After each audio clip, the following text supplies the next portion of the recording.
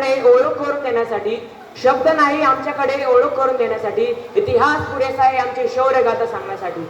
धुळीतून उठलो आम्ही पण आमचा झेंडा नेहमी उंचच राहील. धुळीतून उठलो आम्ही पण आमचा झेंडा नेहमी उंचच राहील. हे भारत नावाचं सोनं आमच्या छातीतच राहील, आमच्या छातीतच राहील. सुप्रभात आदरणीय मुख्याध्यापिका, उपमुख्याध्यापिका, जमलेले प्रमुख पाहुणे आणि माझ्या सर्व मित्रांनो, माझे नाव पियुष मोरे.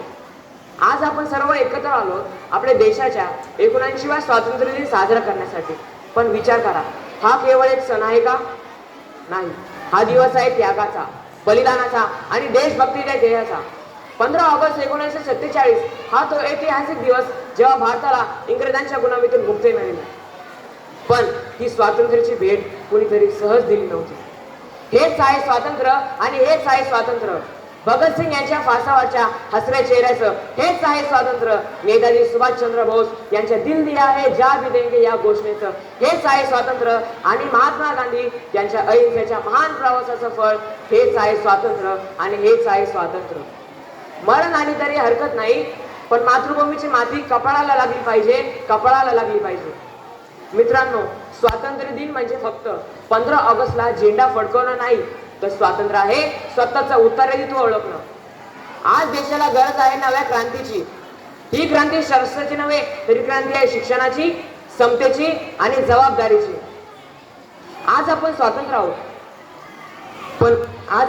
आहोत, पण खरं सांगा, आज आपण स्वतःच्या विचारातून, चुकीच्या सवयीतून आणि टाळाटाळ करणाऱ्या वृत्तीतून कितपत स्वतंत्र आहोत?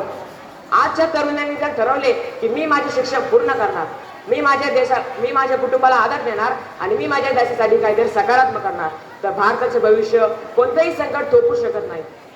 आपले नाव फक्त आपली ओळख नाही, तर आपली कृतिशीलता, संवेदनशीलता आणि कर्तृत्व आहे.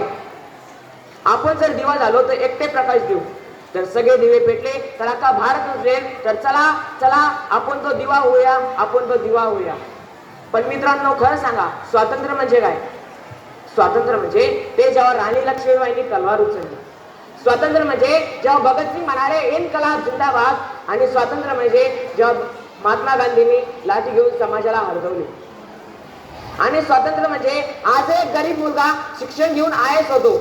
आज बॉम्ब टाकणाऱ्या वीरांची गरज नाही, तर आज पुस्तक उचलणाऱ्या वीरांची गरज आहे.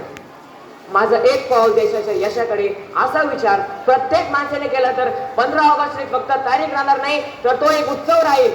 तर चला उत्सव साजरा करूया उमेदीने, जागृतीने आणि देशप्रेमाने. तर शेवटला मला एक शायरी म्हणूशी वाटते, तर ती शायरी आहे आजादी के आंसू.